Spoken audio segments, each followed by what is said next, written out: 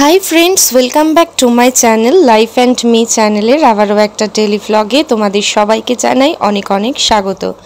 আজকে কিন্তু ভ্লগটা দুটো দিনের ব্লগের একটা কম্বাইন্ড ভ্লগ দেখতে চলেছ তোমরা। তো রাতের ডিনারটা আজকে বাইরে থেকে নিয়ে এসেছে তোমাদের দাদা ভাই। অনেক দিন ধরে না একটুখানি অরুচি হচ্ছিল যে একঘেয়েমি খাবার নিজের রান্না করা খেতে খেতে, তাই তোমাদের দাদা ভাই আজকে বাইরে থেকে খাবার নিয়ে এসেছে। আর যা টাইম হয়েছে তাতে এখন ডিনার করে নেওয়াই যায়। তো ঘড়িতে বেজে গেছে মোটামুটিভাবে ওই 8:30 9টার মতন।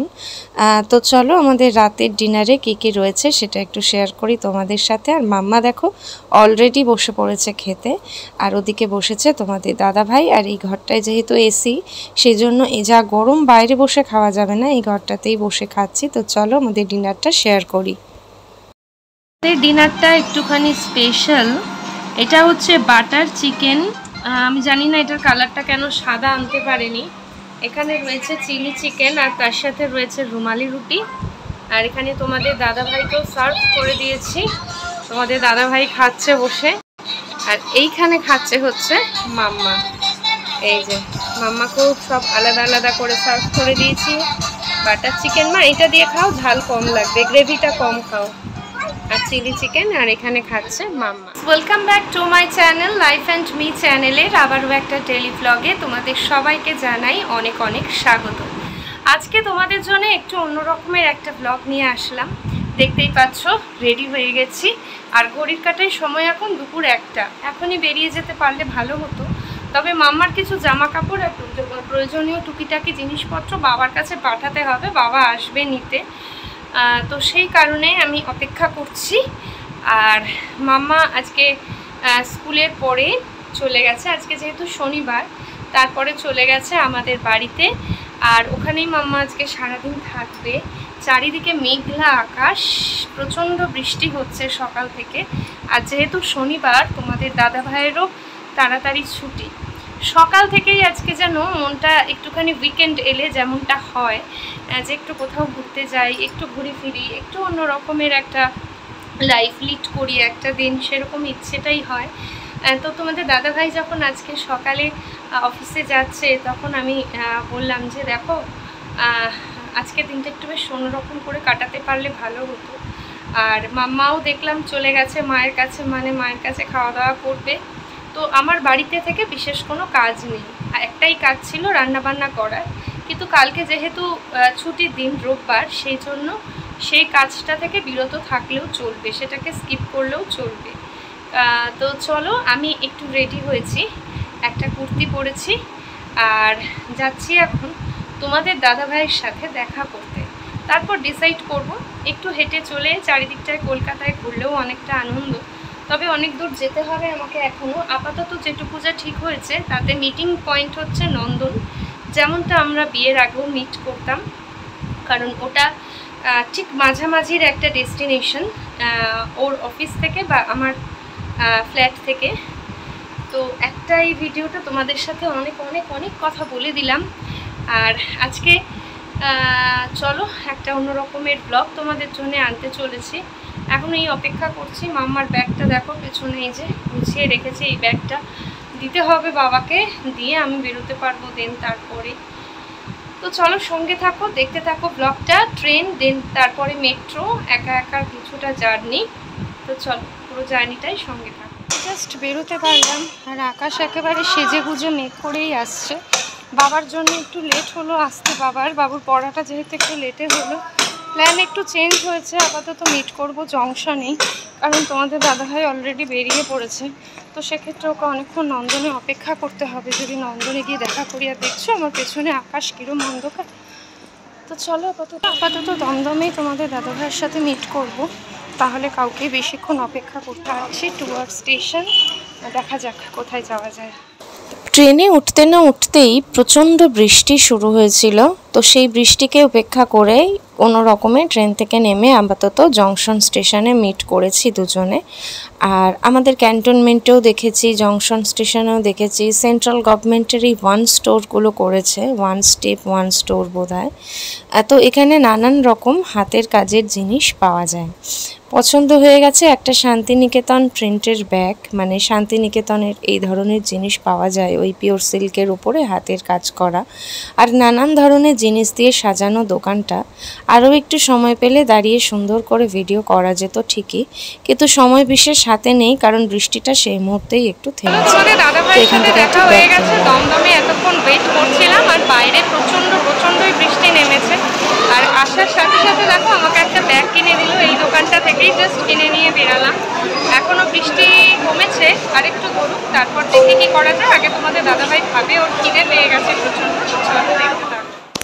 শনিবার হলেও দুপুর তো হয়েই গেছে, তোমাদের দাদাভাইয়ের খিদেও পেয়ে গেছে বেশ। দমদম থেকে টুয়ার্ডস নাগের বাজার অটো নিয়েছি, আর রাস্তাঘাট একেবারে জলে ভেজা। চলো তোমাদেরকে একবার দেখাই।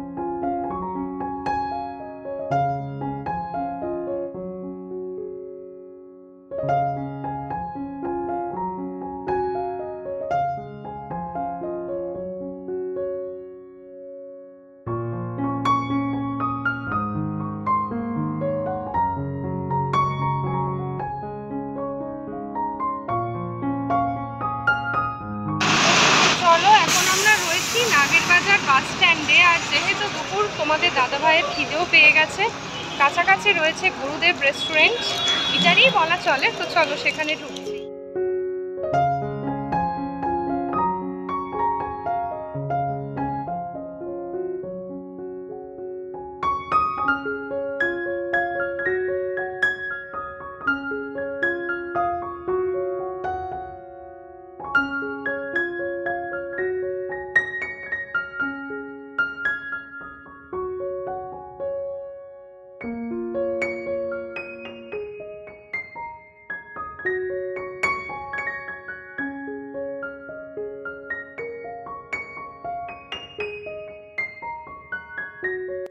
অর্ডার করেছিলাম আমার জন্য একটা মশলা ধোসা, কিন্তু এখানে ধোসা ভীষণ বড়, অনেক বড় আর কি ধোসা। আর তোমাদের দাদাভাই রুটি আর তার সাথে এক তরকা নিয়েছিল। আমি তরকা একেবারেই খেতে পছন্দ করি না, আর সাউথ ইন্ডিয়ান খাবার খেতে আমি ভীষণ ভালোবাসি, এবং তার মধ্যে উল্লেখযোগ্য হলো ধোসাটাই বেশি ভালোবাসি, আর হেলদিও বেশ, আর দুপুরবেলা যথেষ্ট পেট ভরে যাওয়ার মতনই খাবার। তো চলো আমার ধোসাটা দিয়ে দিয়েছে, আর তার সাথে অনেকটা করে ওই সাদা চাটনি, কারণ এখানে জানে যে আমি সাম্বারের থেকেও সাদা চাটনিটাই খেতে বেশি ভালোবাসি, সেই জন্য আমি এখানে ধোসা খেতে এলেই আমাকে বেশি করেই দেয় সাদা চাটনিটা। তো চলো একটুখানি খেয়ে নিই দুপুরের লাঞ্চ, আবারও দেখা হচ্ছে তোমাদের সাথে। ভাবলাম খেতে খেতেই কথাগুলো শেয়ার করি তোমাদের সাথে, নইলে পুরো ভিডিওটাতে আর কথা শেয়ার করার মতন খুব একটা জায়গা নেই। সেটা হচ্ছে তোমাদের মধ্যেই একজন আমাকে কমেন্ট করেছে ঠিক আমার আগের ভিডিওটায়, যে আপনি চ্যালেঞ্জ ভিডিও দিচ্ছেন না, আপনার চ্যানেলটাকে আনসাবস্ক্রাইব করলাম। তো আমি তাকে ধন্যবাদ জানিয়েছি তার জন্য, কারণ এই রকম ভিউয়ার্স মানুষকে না বিব্রত করে। দেখতে পাচ্ছে যে ব্লগটা আমি বানিয়েছি এই কারণে যে আমার পক্ষে চ্যালেঞ্জ ভিডিও করা সম্ভব নয়, কারণ তাতে চ্যানেলের অনেক বেশি রিস্ক থাকে।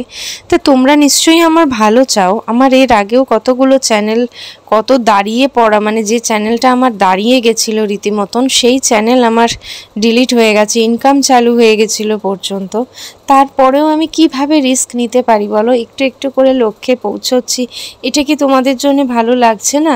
আমি জানি না তোমরা এমন মন্তব্য কেন করো। তো যাদের মনে হচ্ছে আনসাবস্ক্রাইব করার, তারা কিন্তু করতে পারো। খাওয়া দাওয়া শেষ করে রয়েছি এখন দমদম ক্যান্টনমেন্ট স্টেশনে বাড়ির পথে, কিন্তু অনেক কিছু প্ল্যান ছিল, যদিও বৃষ্টির জন্য সমস্ত প্ল্যানই আমাদের চোপাট হয়ে গেছে। আসলে রেল লাইনটা ক্রস করতে হচ্ছে, কারণ আমাদের ওভারব্রিজ বন্ধ। তো এখনই বাড়ি ফেরার ইচ্ছা নেই। আজকের দিনটা ভেবেইছি একটু উপভোগ করে কাটাবো, রোজ তো বাড়িতেই থাকি। তো এখন যাচ্ছি আমরা দিল্লি রোডের দিকে অটো ধরে। এই ক্যান্টনমেন্ট স্টেশনে লাইনটা টপকে ধরবো অটো। চলো সঙ্গে থাকো। তো দিল্লি রোডে এসে পৌঁছে বেশ কিছুক্ষণ একটুখানি দাঁড়ালাম। মেঘ তো ভেঙে আসছে, দেখতেই পাচ্ছ চারিদিকে অন্ধকার নেমে আসছে।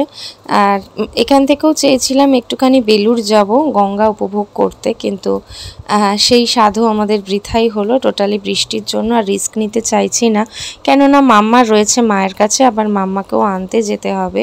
একটু কিছুক্ষণ ওয়েট করলাম আমরা দিল্লি রোডে, কিন্তু এখানে তো গাড়ি ঘোড়া প্রচণ্ড, তাই বেশিক্ষণ দাঁড়ানোর পসিবল নয়। আমরা কি এদিকটা দিয়ে নেমেছিলাম তখন? ও তো চলো এখন কি করবো, আর কিছু করার নেই, কারণ দিনটা বৃষ্টির কারণে ওয়েস্ট হয়েই গেল। ওয়েস্ট নয়, তবুও একসাথে এই যে পেছনেই দেখো দিল্লি রোড, একসাথে একটু একটু ঘুরে ফিরে সময় কাটাচ্ছি। ভেবেছিলাম বেলুড় যাব, কিন্তু আজকে এত বৃষ্টি হয়েছে না, গঙ্গা উত্তাল, এই ভয়তে আর যাচ্ছি না, কারণ আবারও মেঘ ঘনিয়ে এলো। নতুবা এখানে দাঁড়িয়ে থেকেও আমরা বাসে করে চলে যেতে পারতাম। শুধুমাত্র বৃষ্টির কারণে ঠিক প্রোগ্রামটাকে সেট করতে পারলাম না। প্রথমে ভাবলাম নন্দন, সেটা ক্যান্সেল হলো, দমদমে মিট করলাম। নেক্সট ভাবলাম বেলুড়, সেটাও ক্যান্সেল হলো। অগত্যা একটু হেঁটে হেঁটেই বাড়ি ফিরি, কারণ এই জায়গাটায় না আমাদের খুব একটা বিশেষ আশা হয় না। এটা একটু মানে আমাদের বাড়ির থেকে অনেকটাই পেছনে, একটু না অনেকটাই পেছনে, যদিও মাম্মার স্কুলটা এখান থেকে কাছাকাছি, কিন্তু কি করব চলো। এই যে আমরা দুজন অলিতে গলিতে ঘুরে ঘুরে আজকে একটা বৃষ্টি মুখর দিন, একটা বৃষ্টি ভেজা সন্ধ্যা, সেটাকে কাটাই। আর স্বামী স্ত্রী হয়ে যাওয়ার পরে না একটুখানি কেমন কেমন বোধ হয় জানো, তাই না? দিল্লি রোডেও দেখছি অনেকে যাত্রী প্রতীক্ষালয়তে বসে বসে প্রেম করছে, কিন্তু ওই আমাদের একটু কেমন কেমনই মনে হলো, তাই চলে এলাম। আর যা সময় হয়ে গেছে না, তাতে করে আর গিয়ে কোনো লাভও নেই, কারণ আমরা অ্যাকচুয়ালি যাচ্ছি কেন, ফেরি সার্ভিসটাকে উপভোগ করতে। তা একটু সময় হাতে নিয়ে বেরোতে পারলে ভালো হতো।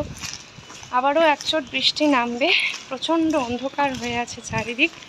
চলো আমরা একটু হেঁটে হেঁটে ঘুরি। শুভ সন্ধ্যা বন্ধুরা, অনেকক্ষণ বাদে তোমাদের সঙ্গে আবারও দেখা। হাঁটাহাঁটি করে বাড়িতে ফিরে এসে একটু ক্লান্ত হয়ে গেছিলাম, রেস্ট নিয়েছি। তাই প্রাপ্তি বলতে আজকে সারাদিনের আমরা যখন হেঁটে আসছি দিল্লি রোড থেকে আমাদের বাড়ির দিকে, জানি অতটা রাস্তা হাঁটা সম্ভব না, ভেবেইছিলাম যে যতটা পারি হাঁটবো, তারপরে রিক্সা নেব। তো দেখছি কি একটা বাড়ির সামনে আর কি ড্রেন, মেন রাস্তা, তো সেখানে ড্রেনের পাশে একটা কৌটোতে করে কটা পার্পেল হার্ট গাছ লাগানো। তো ড্রেনের পাশে দেখে আমি কটা পার্পেল হার্ট তুলেছি, দুটো ডগা মতন পার্পেল হার্টের। তো দেখছি বাড়িতে যে ভদ্রলোকের বাড়ি, তিনি আমাকে বলছেন আর কটা নেবেন, আমার এখানে জঙ্গল হয়ে আছে পার্পেল হার্টের। তো আমি তো গাছ প্রচণ্ড ভালোবাসি। পার্পেল হার্ট গাছটা এতটাই আনকমন একটা গাছ, যেটা গাছের দোকানে গেলেও পাওয়া যায় না। আমি অনেকবার খোঁজার চেষ্টা করেছি কিন্তু পাইনি। তো যাই হোক, এর আগেও দিদির কাছ থেকে আমি অনেকবার পার্পেল হার্ট লাগিয়েছি, কিন্তু আমার হয়নি, জানি না এবারে হবে কি না। তো পার্পেল হার্ট নিয়ে এসেছি আমি ওনার থেকে। আর তার সাথে উনি আমাকে আরও দুটো গাছের ডাল দিয়েছেন। আমি জানি না, যেহেতু বর্ষা হলেও হতে পারে। একটা হচ্ছে লাল জবার একটা ডাল, আরেকটা হচ্ছে কাঠ গোলাপের একটা ডাল, জানি না হবে কিনা। তবু উনি আগ্রহ সহকারে দিয়েছেন যখন, আমি সেগুলোকে এখন টবে বসালাম। আর চলো বাজতে যাই এখন প্রায় 9টা। মাম্মার সাথে এসে কথা হয়েছে দীর্ঘক্ষণ। মাম্মা তো আজকে রাতেও ফিরছে না। আর আজকে রান্না বান্না কোনো কাজকর্ম নয়, আজকের দিনটা টোটালি আমার একদমই রেস্ট। তোমাদের দাদাভাই রাতের খাবার একটু আগে বেরিয়ে গিয়ে নিয়ে এসেছে। তো চলো আগে গাছগুলো তোমাদেরকে দেখাই। এই যে আমি বারান্দাতেই দেখো এখন বসে বসে এই যে নিচে গাছগুলো পুঁতলাম। তো একবার ব্যাক ক্যামেরাতে তোমাদেরকে দেখাই। আর সম্ভবত কালকে আমি গাছ কিনতে যাব, কারণ বর্ষায় গাছ লাগানোর ইচ্ছে আমার রয়েছে। জাস্ট অল্প কয়েকটা গাছই আমার রয়েছে এখন, তো সেই জন্য একটু গাছ কেনার কথা আছে কালকে। দেখা যাক, যাব তোমাদের দাদাভাইয়ের সাথে যদি কালকে সময় করতে পারি তো। আর এখন একবার ব্যাক ক্যামেরাতে তোমাদেরকে গাছগুলো চলো দেখিয়ে। তো দেখো, এই হচ্ছে লাল জবা গাছটা পুঁতে দিয়েছি আমি। জানি না এর আগে আমি যতবার জবা গাছ লাগিয়েছি, কিনেই লাগিয়েছি, কখনো ডাল থেকে জবা গাছ আর কি হয়নি, মানে বসাইনি আমি।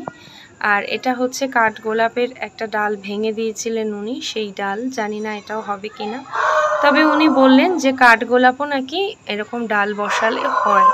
তো দেখা যাক। দেখো আমি তো ভালো মতন করে এটাকে টবে সেট করেই দিয়েছি। আর যেটার জন্য আমার মানে মেন ইয়ে ছিল সেটা হচ্ছে পার্পেল হার্ট। তো পার্পেল হার্ট তো এরকম ঝুঁকেই পড়ে, তোমরা জানো, খুব নরমই কাণ্ডের। এই চীনামাটির পটে এখানে 2-3টে গাছ বসিয়েছি, আর এইটার মধ্যে কয়েকটা গাছ আমি বসিয়েছি। তো এটাকে ভাবছি আমি ঘরে নিয়ে যাব, ঘরে রাখবো। পার্পেল হার্টের গাছ আমি জানি যতদূর খুব একটা রোদ নিতে পারে না, আর এই টবটাকে আমি বাইরে বারান্দাতেই রাখবো। জানি না আদৌ গাছগুলো বাঁচবে কিনা, তবুও কেউ হাতে করে দিয়েছে যখন, মানে সেটা আমার কাছে পরম পাওয়া আজকের সারাদিনের। গাছ আমি এতই ভালোবাসি, কিন্তু শুধু সময়ের অভাবে না এখন আর কিছু করে উঠতে পারি না।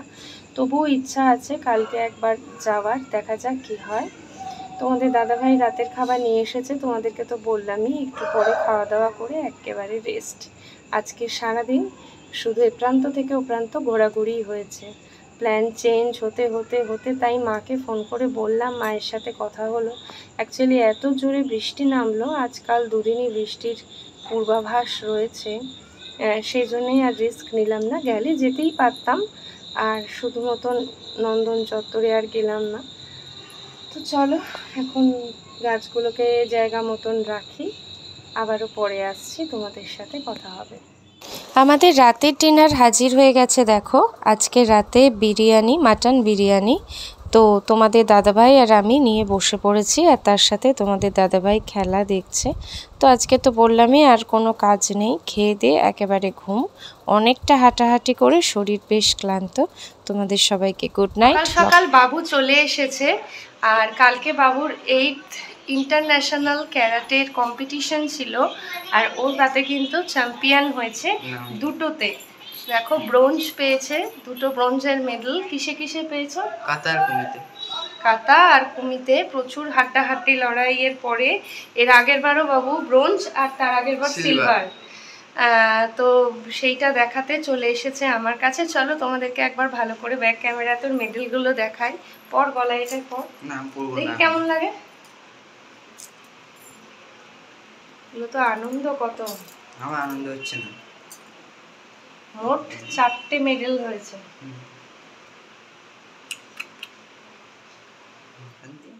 ওর জন্য রইল অনেক ভালোবাসা এবং আশীর্বাদ আমার তরফ থেকে। আমি আগামী দিন ও আরও ভালো করে এই খেলাগুলো খেলুক, এটাই চাই। খেলা মানে ক্যারাটের হয়েই ও এই চ্যাম্পিয়নটা হয়েছে।